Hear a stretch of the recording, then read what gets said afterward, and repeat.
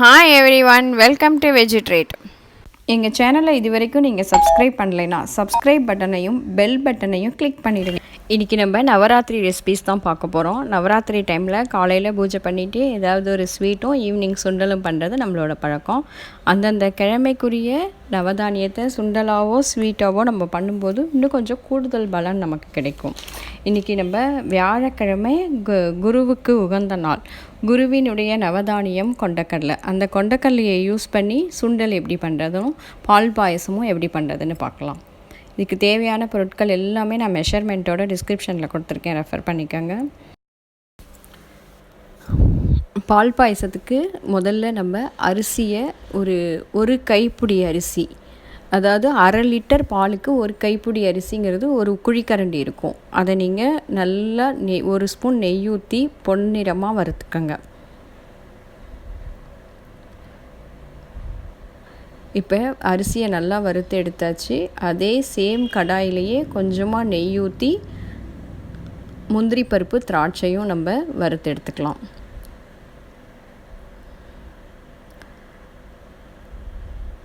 பாயசம்லாம் பண்ணுறதுக்கு முன்னாடி இந்த வறுக்கிறதெல்லாம் நீங்கள் ஃபஸ்ட்டே வறுத்து வச்சிட்டிங்கன்னா ஈஸியாக முடிஞ்சிடும். நான் இன்றைக்கி 1/2 லிட்டர் ஃபுல் க்ரீம் மில்க் எடுத்திருக்கேன். 1/2 லிட்டர் பாலுக்கு 3/4 குழிக்கரண்டி அரிசி, ஒரு 1லேருந்து 1.25 குழிக்கரண்டி சுகர் தேவைப்படும். இந்த 1/2 லிட்டர் பாலில் நம்ம ஒரு 3லேருந்து 4 பேர் வரைக்கும் பாயசம் நல்லா தாராளமாக குடிக்கலாம். இப்போ நம்ம எடுத்து வச்சுருக்கிற பாலை அடிகனமான பாத்திரத்தில் ஊற்றிக்கலாம். நீங்கள் அடிகனமான பாத்திரத்துக்கு பதிலாக குக்கர்லேயும் யூஸ் பண்ணலாம். குக்கரில் பண்ணும்போது இன்னுமே ஈஸியாக இருக்கும். இப்போ நம்ம வறுத்து வச்சுருக்கிற அரிசியை நொய்யாக பொடி பண்ணி எடுத்துக்கலாம். இப்போ இதை நம்ம பாலில் கொட்டிடலாம். ஏன்னா பாலோடையே சேர்ந்து அந்த அரிசியும் வேகணும். இதுக்கு எப்படியும் ஒரு 1/2 ஹவர்லேருந்து 45 மினிட்ஸ் ஆகும். இந்த மாதிரி ஆஃபாக ரெடியூஸ் ஆகி ஒரு லைட் பிங்கிஷ் கலர் வரும்.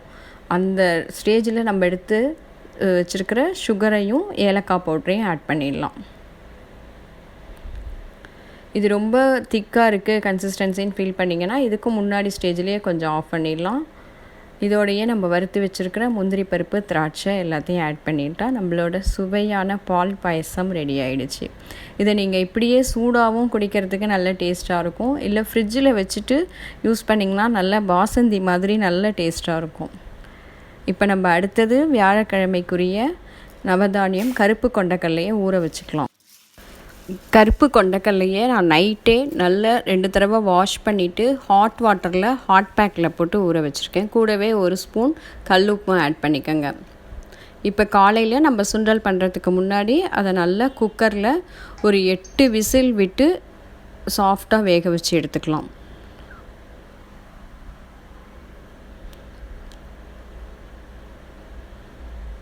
ஒரு 8 விசில் வந்ததுக்கப்புறம் பார்த்திங்கன்னா நம்மளோட கொண்டக்கடலை நல்லா வெந்து சாஃப்டாக கிடச்சிருக்கு.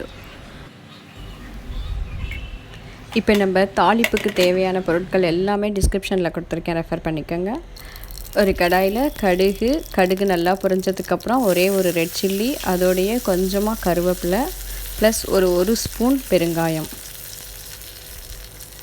எல்லாம் போட்டு நல்ல வாசனை வரணும். நல்லா வாசனை வரும்போது ஒரு ரெட் சில்லி பவுடர் ஒரு 1/2 ஸ்பூன் ஆட் பண்ணிக்கோங்க.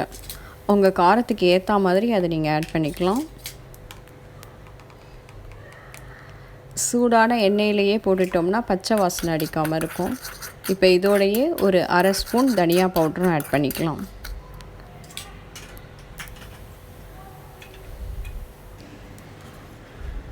இப்போ நம்ம வேக வச்சுருக்கிற கருப்பு கொண்டக்கடலையே வெந்த தண்ணியோடையே ஆட் பண்ணிவிடுங்க.